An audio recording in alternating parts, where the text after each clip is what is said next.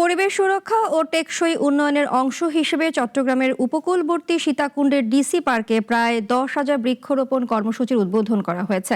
শনিবার আয়োজিত এ কর্মসূচির উদ্বোধন করেন চট্টগ্রামের জেলা প্রশাসক মোহাম্মদ জাহিদুল ইসলাম মিয়া। উদ্বোধনী অনুষ্ঠানে তিনি বলেন, একটি আদর্শ পরিবেশ বান্ধব ও জলবায়ু সহনশীল পার্ক গড়ার লক্ষ্যেই এ উদ্যোগ নেওয়া হয়েছে। এক মাসের মধ্যে পার্কটিতে 54 প্রজাতির মোট 10,000-এর বেশি গাছ রোপণ করা হবে। উদ্বোধনের দিনই 2,000 গাছ রোপণের মাধ্যমে কার্যক্রম শুরু হয়েছে।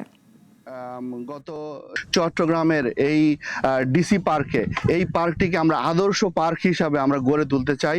এখানে যেমন প্রযুক্তির যেমন ছোঁয়া থাকবে, ঠিক তেমনই এখানে একটি শীতল সবুজ একটা পরিবেশ আমরা নিশ্চিত করতে চাই। সেই লক্ষ্যেই আমরা এক মাসের মধ্যে এই ডিসি পার্কে আমরা 10,000 গাছ আমরা রোপণ করব। আজকে